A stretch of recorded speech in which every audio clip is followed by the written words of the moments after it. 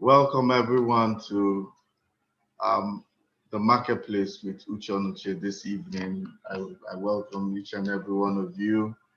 Um, Today we're talking about something that is very, very crucial right now um, for for companies and leaders and CEOs. It's a global trend happening right now, and we all need to be aware of it. Part of the things that I bring here is the things that are not just trending, but very important for business leaders to know and to understand. And today we're talking about how to successfully manage virtual teams, virtual groups, virtual units, how to successfully manage them, because now you realize that we all can't be in the same place at the right time, at the same time. But work needs to go on. We can't be. During the lockdown, we had to work from homes. You see that a lot of people now became used to Zoom and some of the video chat apps that we have, because work has to go on. And apart from that, um, we need to also be in touch with each other, and things like that. So I think it's very important that we talk about how to build virtual teams. So I want to welcome you this evening to the marketplace with me, Uchonoche, and let's just go right into the topic for today. The topic is how to successfully manage virtual teams. Okay, let me just give you an intro. A large number of persons, a large number of persons work remotely in the Western world. A large number of persons work, a large number of persons work remotely in the Western world. This has trended for many years in the Western world, and in the past 10 in the past 10 years, upward of many years, in the past 10 years, or sorry, in the past decade, there's been like 95% increase in working with people working remotely. So now COVID-19 comes, and this also helped accelerate this shift even further, with the number of remote employees jumping from 3.4% at the beginning of 2020 to 43% by the first week of April 2020. So you can imagine from January 2020, to April 2020, according to Gallup, GALLUP, it went as high as 48%. That companies are now find themselves working remotely because of the pandemic. You can see that the pandemic didn't only affect our lives, but it affected the way we relate with one another, the way we do business. So this dramatic shift presents challenges to leaders. Now, what do? We're at home, and now people are working, and we realize that some of these young people are now also getting used to, oh, they want to work from home, and they can do quite a lot of things, just working from home, not being in the office. And also it could be in a way cheaper in some areas than in other areas. So let's just today we just want to take a look at it and see what are the tools that are at the disposal of business leaders that can help them um, run teams successfully, remote teams successfully. So what is a virtual team? A virtual team is also called a remote team, is also called a remote team, is a group of people who work together from different locations, through electronic communication.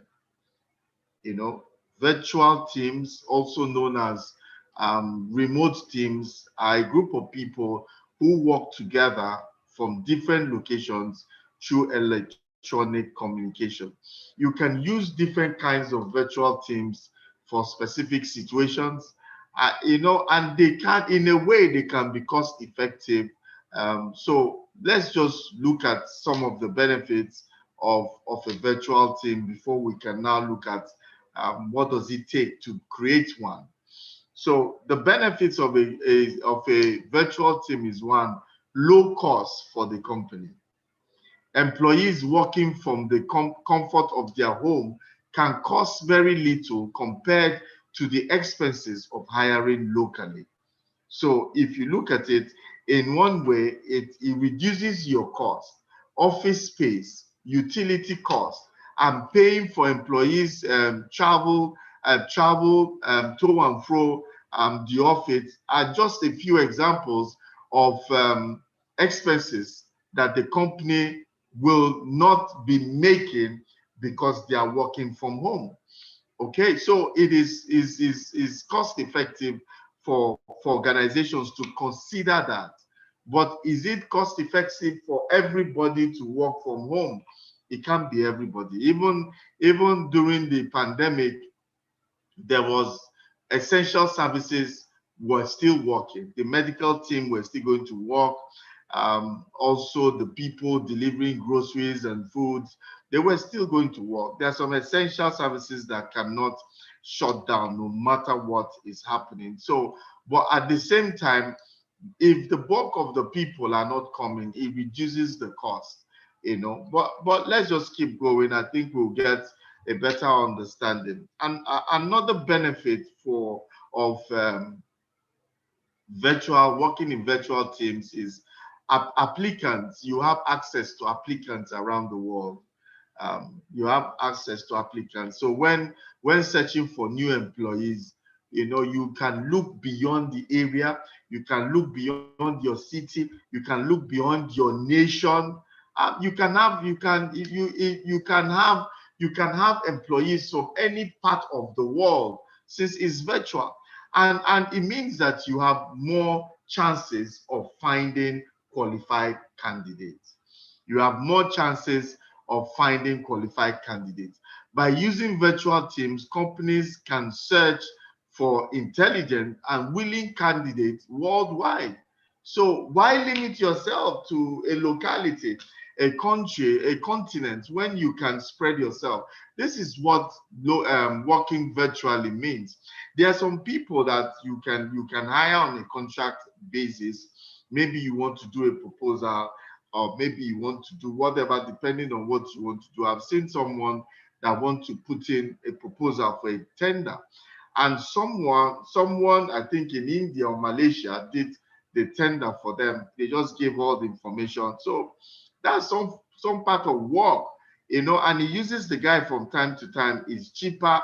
The guy is not flying in here. It's cheaper than even using somebody here to do it for him. So you can get quality staff and quality services from around the world. This is what working in a virtual team can do for you. Okay, another benefit is productivity increase, of course.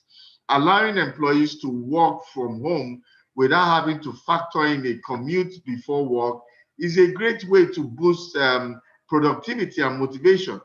So they can get up in the morning. They are not under any pressure. They're not under any pressure to run. They're not under any pressure to run to come to work. They can take their bath if they want. They don't want. They are in the comfort of their home and they can work.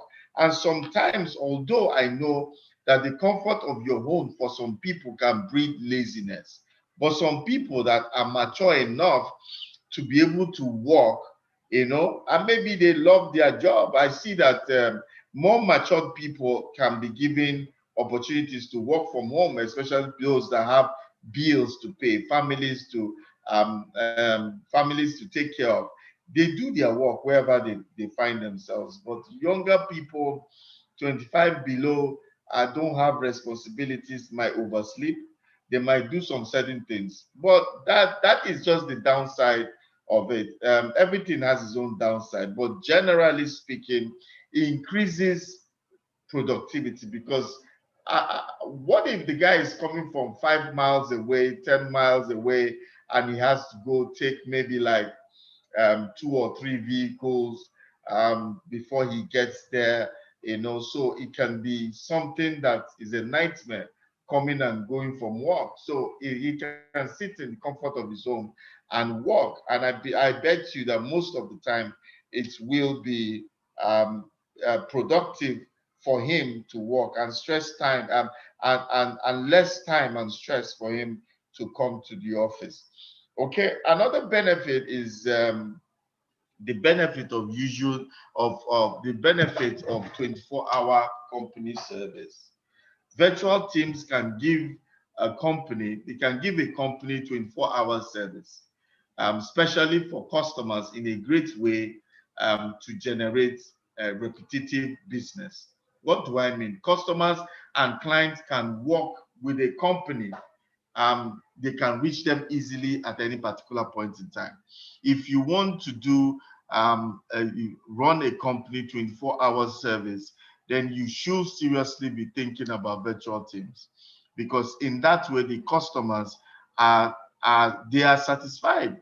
The customers, somebody is talking to them, somebody is answering their question, responding to their needs, and in this way it can generate repetitive business, and any client will be comfortable working with a particular person. Repeated orders will come, repeated orders and delivery will, because they can reach you at any particular point in time. So 24 hours company service suits virtual teams to do. So these are some of the benefits of virtual conference, virtual teams rather. So you see that virtual teams can be a challenge to manage too, because one now needs to create a company culture remotely. How do you create a company culture when you don't see the people face to face? This is the major challenge. And this is the essence of this presentation, to give you strategies on how you can build a company's culture and how you can effectively run your teams in such a way that even if they're not coming into the office, but there's a culture that they need. There's a culture, the company has a culture, and everybody has to imbibe those cultures. So let's take a look at some of the strategies that can help you build a highly effective virtual teams. So the first one is you have to define the work system. It all starts with defining the work system. Setting standards when you have standards in place, different people have different ways of going about their tasks, but setting standards can shorten the time needed to achieve the desired result. There must be standard. By setting standards and defining repeatable work system, the teams has generally less questions, and they know how long it will take them to do a particular task. Let me break it down a bit. If they know what they need to do, especially tasks that are repeated on a daily basis, on a weekly basis. If they have an idea of this is what we need to do on a regular basis for us to achieve this as a company, it makes it clear. Standardization is like conforming to a certain rules. Standards are conforming to a certain rules, a certain order of doing things. That is standardization. So now, if the standardization is clearly defined, what happens is that repeated work systems, it becomes easier. They don't have to ask you too many questions. They already know what to do, and they can mentally know how long it will take them to carry out a particular task.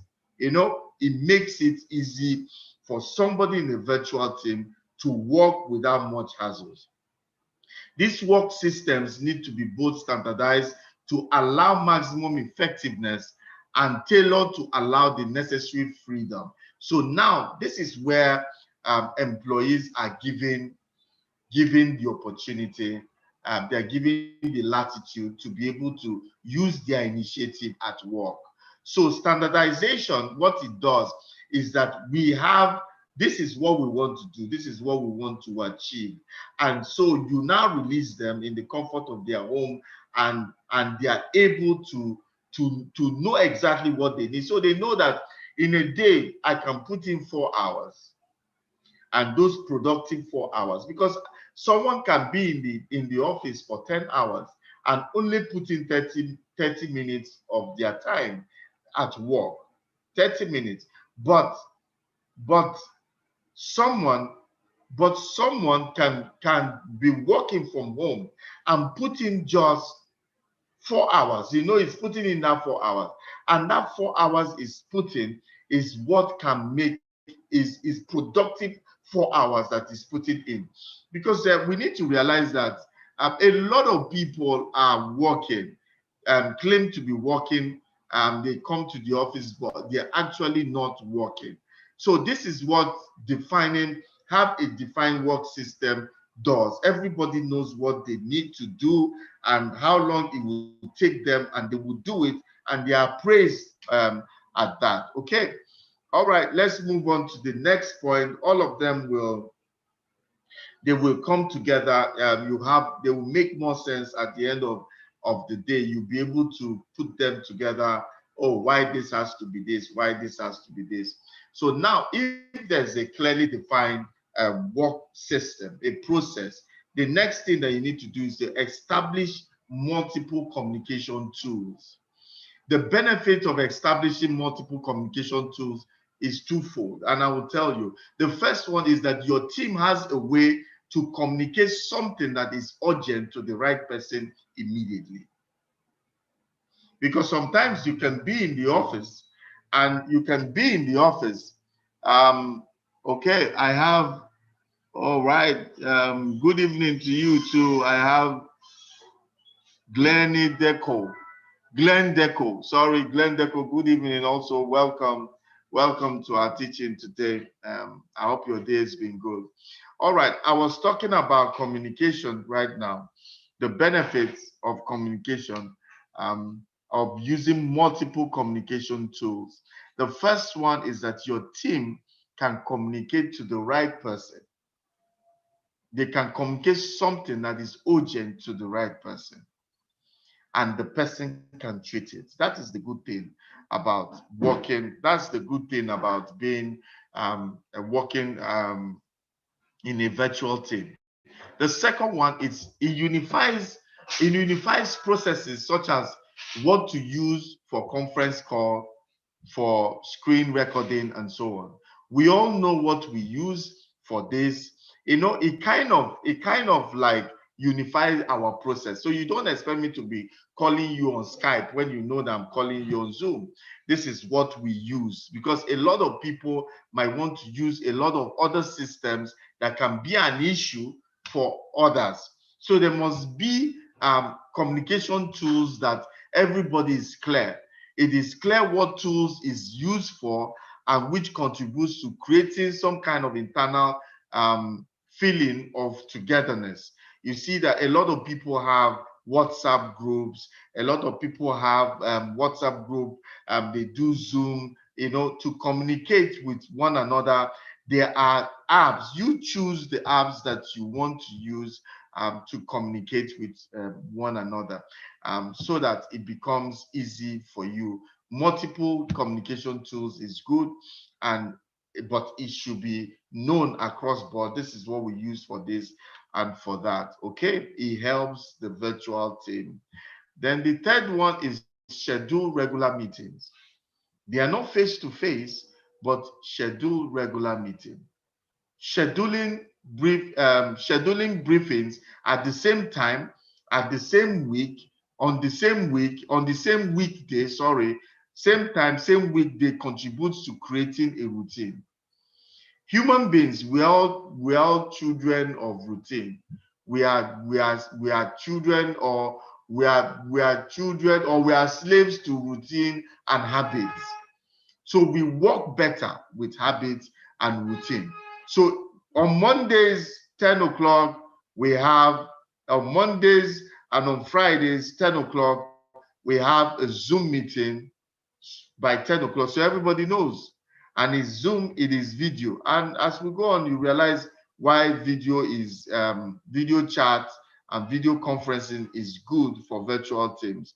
So please, we need create a routine. We work better with routines. Routines provide a team with something they are used to and familiar with. Don't have a meeting on Monday, and next week we can have it on Thursday, and the upper week we can have it on Tuesday. Nobody can really plan, and it can distort a lot of other activities that are going on. You might be having a meeting with a client on Tuesday, and now a meeting is fixed, there is a problem. But if you know that 10 o'clock Mondays and 10 o'clock Fridays, there has to be briefing, you don't put meetings there. Even when a client tells you, meet me, say, look, we are having meeting, that's our regular meeting. Can we do it at 11 or we do it at 12? So it is good for us, for you to schedule meetings. This in turn puts the team at ease and reduces stress. Because when you're calling people for a Zoom meeting or calling them and at different times, it puts undue pressure on them to always be there. Okay, video calls are the best ways to maximize efficiency, because what video call does is that it recreates the routine office feeling. It's as if you're in your office because you are seeing everybody. So you are not missing much. You are seeing everybody. Everybody is seeing you, and everybody can see your face. They can also see your mannerisms. They can see your, whether you are angry or happy or whatever. Just like in the office, when you are talking, everybody sees you. On Zoom, everybody sees you. So the thing is, video calls are the best for meetings. If it's WhatsApp that you're using, if it's Facebook Messenger, or if it's Instagram video, whatever you're doing, but let it be the one that can accommodate all of you. I think some of them is like 4 people can be in a conference, but Zoom, like here in the office, we use Zoom so we can talk to as many people, as many of us as we can when the need arises. So video calls is good for regular meetings. Okay, another point is in developing virtual teams is that have clear and detailed deliverables. Have clear and detailed deliverables. Experience has taught me that it's better to provide more detailed description of the task with examples of what the final result should look like. Because people that try to micromanage, you see that in some offices, some managers, they're trying to micromanage. They give instructions. Without too much details. They're giving you instruction. They're not giving you what is happening there. Somebody do something that is usually not, do something, and they're not telling you exactly. The deliverables is not clear. Okay, guys, I need you to work on so and so, and you can just make a blanket statement, and everybody can understand it differently. When you're giving somebody an assignment, have the end. Let the end product or the process, let it end in something they can visualize. Guys, this is what we are trying to prove, that at the end of this month, we want to increase sales by 5%. So we need to do this, so that we can increase sales by 5%. That is a deliverable. We know that you're entering into the market and you're going to be more aggressive you know, you're going to be more aggressive, and so that you can increase sales. When I give you an assignment, I say, look, I need you to research on this. Please go and research branding for me, for instance. I expect to tell you, oh, this and this is how I want it. This is when I want it. And this is like kind of the time deadline for you to bring it. Then once you have done that, then give the team the freedom to execute it with less instruction. I want it in this way. This is what I want to achieve. Explain to whoever you're giving the job to, explain to him, this is what I want to achieve. This is what I need you to do. Then let him worry with the methodology and how to do it. Because this is also how you raise leaders, by giving them assignment and watching them, seeing how they will come out and how they will do it. This is how you know the ones that have leadership qualities or not. So, but be clear. The deliverables, this is what we want to achieve. Be clear on it. It helps everyone. Okay, another tip is make sure work hours overlap. You know, we talked about the benefit of virtual teams is that you can have a staff in Australia, you can have somebody in India working for you. That is the good thing. But make sure that the work hours will overlap. Regardless of the time zones your team members are in, it's recommended to have at least 3 to 4 hours a day where most of the team is online at the same time. Wherever they may be, let them be online at the same time, depending on, you know, regardless of the time zone. Being online at the same time brings the team closer together, and in that way they can solve problems together and quickly. So even if being online doesn't benefit most of the people, it's better I'm online, because there I can throw in a suggestion, I can do things, I can say things that can help people. So it must overlap, whether we are working on the same project or not. That time zone, let it be like 4 hours, all of us from whichever country where we are online for a particular number of hours all together. It helps the business. It might not be needed every day, but let it be that the day that it is needed, you will not be found wanting. Okay. Another strategy to use is to create a professional work environment.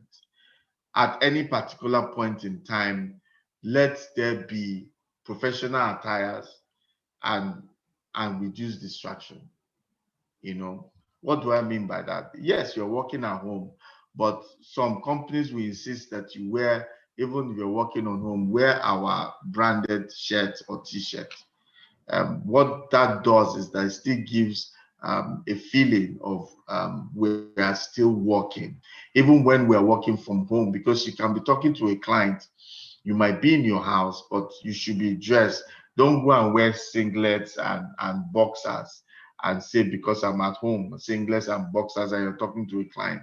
You should at least dress decently. Maybe you can take off the top when you are doing personal work, you're not on video call, but when you want to be on video call, please, you have to dress properly and be in an area where there's less distraction. You know, you have kids, you have this, you know, try as much as possible those few hours that you are online and with your colleagues, try as much as possible to reduce distraction. Okay. So that in a way it helps to create, because some of us, the way certain human beings are wired, if they are not like dressed, or if there's some certain things are not in place, they might not think that they are working. So you must insist on some certain things. Yeah, we're working at home, but insist on some certain things to help remind all of us that, hey, we're working and we're getting paid for this. So it's not like you are offering a free service or charity work. So some certain things, you know, the HR, because the work environment and the work culture will always remain, whether we are coming to work physically or not, the work culture is the same. So certain things must be in place for us, the work culture, to continue to be. And this is where HR comes in to make sure that we work the way we are supposed to work, even though we are working from home. A lot of big companies, even till today, the oil and gas, telecoms company here in my country, all of them are still working from home. But at the same time, during those working hours, everybody's alert and doing what they need to do. Another thing is to choose, another strategy you can use is to choose video calls over chatting and email. What do I mean by that? With WhatsApp and email regularly available at your fingertip, it is tempting to chat and send a quick email whenever there is something to discuss. This may easily lead to misunderstanding. I've seen WhatsApp, people, the way they send WhatsApp, some people just they try to over abbreviate everything. Even when I'm sending WhatsApp, I don't use abbreviation for sake of clarity. Some people will use some and they expect that somebody can just write something AWH. What does that mean? It means something to you, but it doesn't mean anything to me. So when you are talking to someone, even because it's an informal setting, try as much as possible to put information they can understand, because it's misleading. With virtual teams, video calls, or at least regular calls, are the best way to avoid misunderstanding. You can call. If you have video calls, sometimes those video calls, they mess up. Call and explain. This is what I'm saying. Video call, are you understand? You are looking at the person. It is better than to just send emails and just send WhatsApp. It is still misleading. And no, so it means that you can still connect with your team member in a more personal way when you are doing video chat and when you're calling over a particular thing. So choose video calls and regular calls over WhatsApp and email. Those ones have their benefits. Those ones are for record purposes. Send me WhatsApp, and when I'm on the go, at least you can send me documents on WhatsApp. I can open it immediately and look at it and respond than opening email.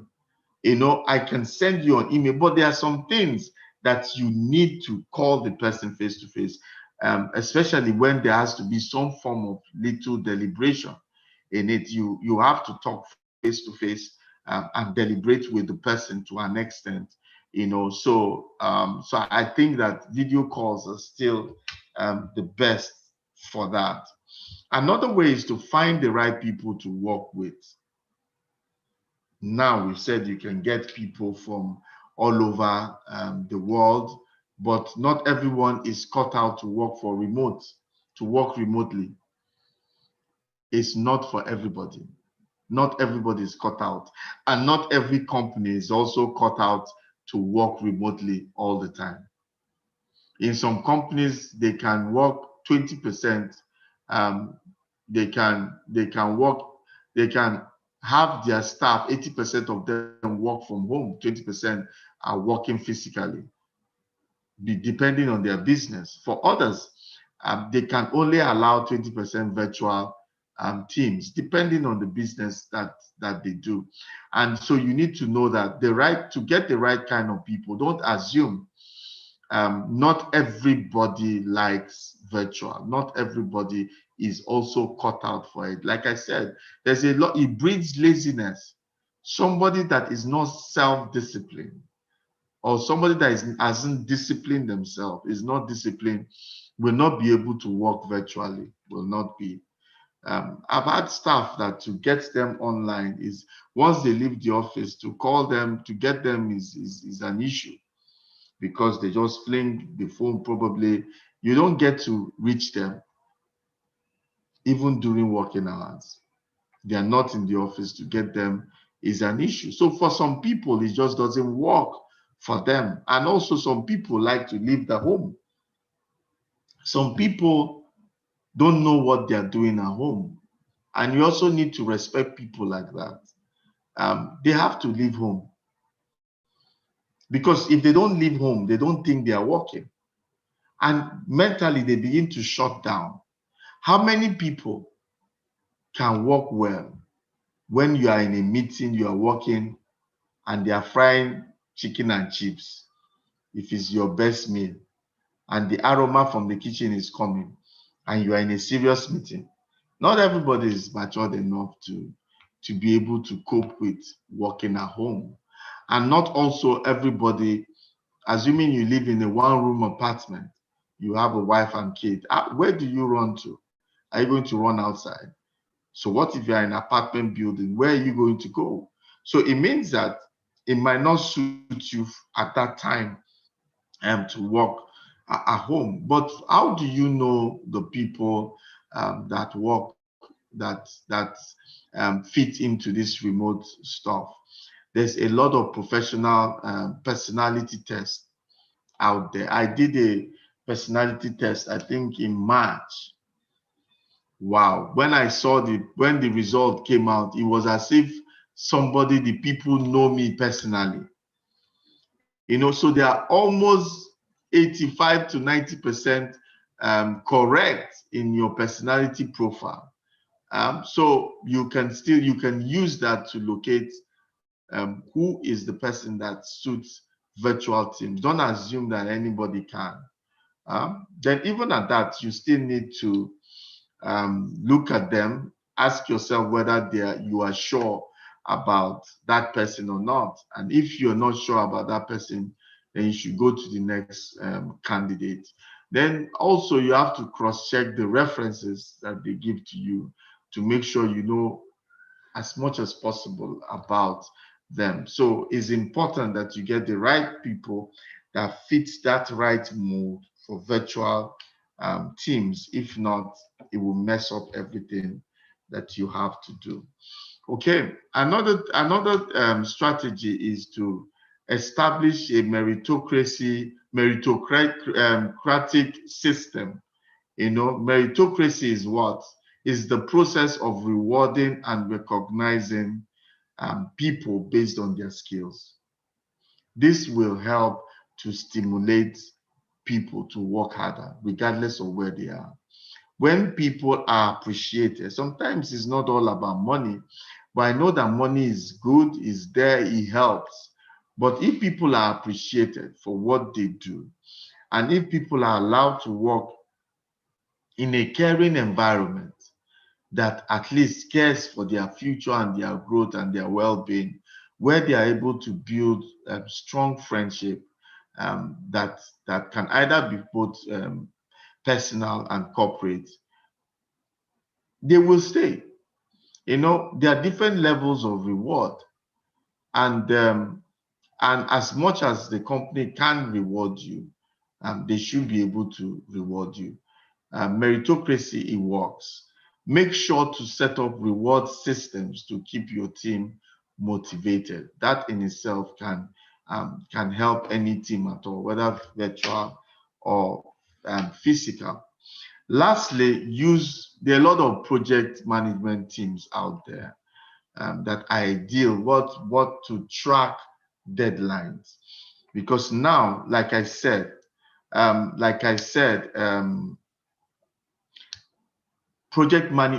since we are working virtually, project management tools is what you now need to track deadlines. I'm not with you, I'm not in your home, I'm not where you are, so I can only use these tools to track you. These tools will set alerts.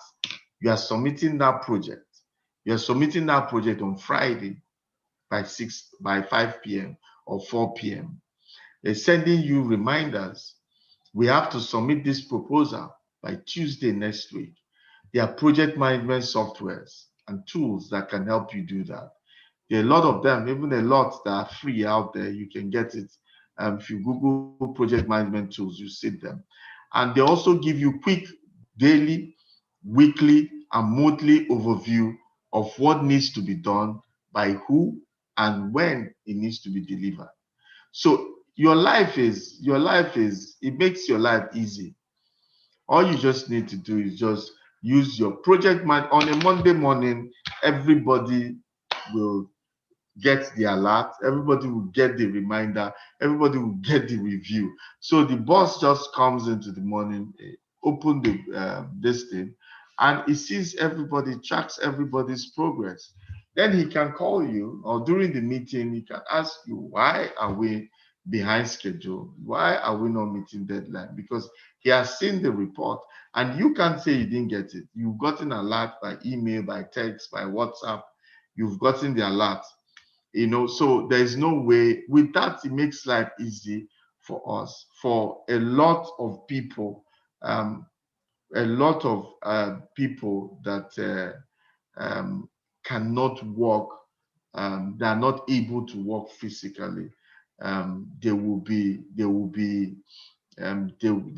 to work virtually.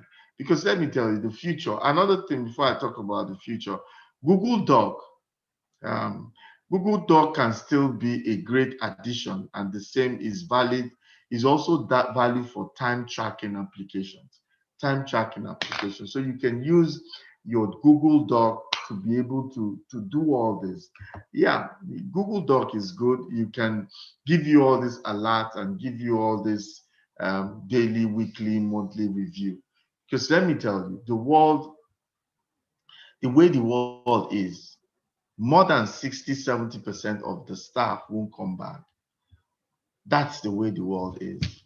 Many things are going to. I see a lot of people that travel every week. Before, every week they're out of this country, but now, since last year, they're not going anywhere. There are people that are always on the move, but they're not going anywhere. Right now, they're not going anywhere. Why? Because it's not safe. People are just not there yet where they need to be traveling like that. So a lot of meetings. Look at the profits or the growth of Zoom within January last year, or say March last year to, I think God knows how the kind of growth they would have had in terms of productivity and all that. I'm sure the shareholders are smiling to the bank every day. Why? Because we all have to use Zoom. The Zoom has been there for a long time, but who was using it? And these other apps that we're using now, all these things, Google Doc, is it today? It's not today, it's been there. But now we are having to use all those things because this is the future. This is where we are going. So I will ask for every CEO, every leader, in whatever you are, even at home. Now, if you as a father you travel, it's not like on the phone. You can talk to your 2-year-old, your 3-year-old, using on WhatsApp. You can talk to them even for longer on Zoom, whatever you want to use. So now this is the world. This is the way the world is.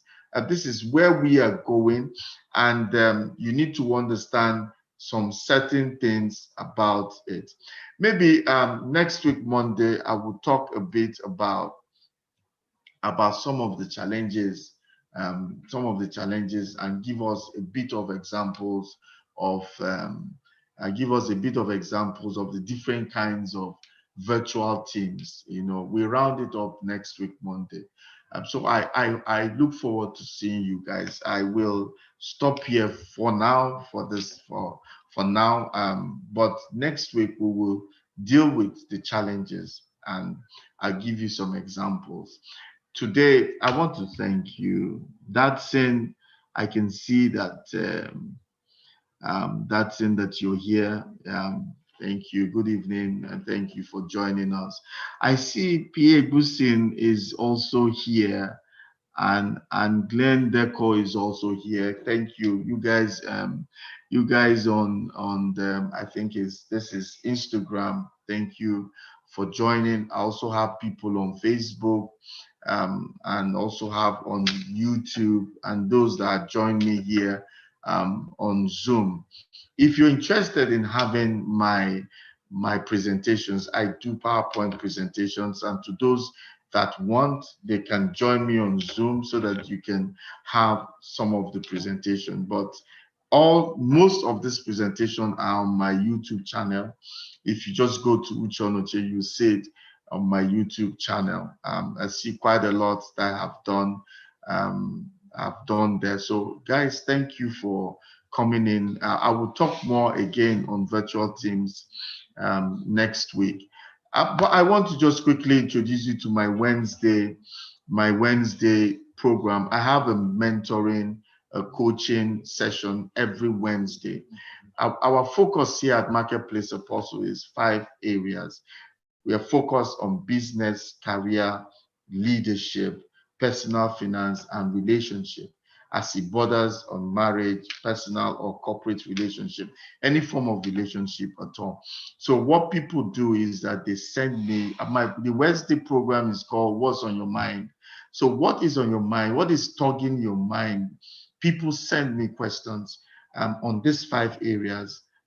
Life issue, because apart from being a business and leadership coach, I'm also a life coach, and I talk to people, I counsel people a lot all over the world. So I do this as a form of reaching out on Mondays and Wednesdays. I started this during the lockdown, but because of the testimonies that have been coming, and I just want to continue to do that so that I can help someone. It's not just about making money and being and people paying you for counseling session, but the one you do to someone that cannot pay you back, it's quite satisfying. So this is why I do that.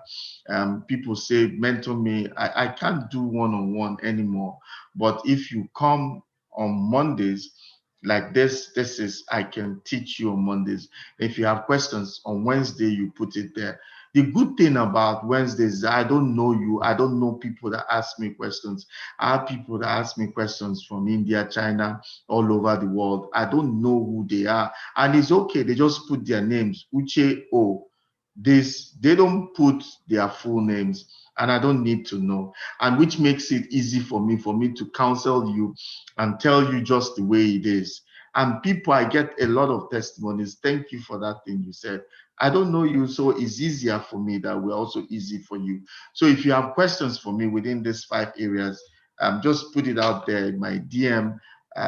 If you want to be part of the group that I mentor, the link will also be there. You see it at the end you can see it on my DM there. There's a link tree that takes you to a group of people that I mentor every week and periodically. So, but if not, just ask me the question. 4 p.m. Nigerian time, I will be here to answer some questions every Wednesday. I am here, and every Monday we will conclude on this virtual themes. Thank you for showing this evening. Thank you for joining me this evening. I appreciate all of you on Zoom, on Facebook, Instagram, and on YouTube. God bless you guys. Have a good night rest.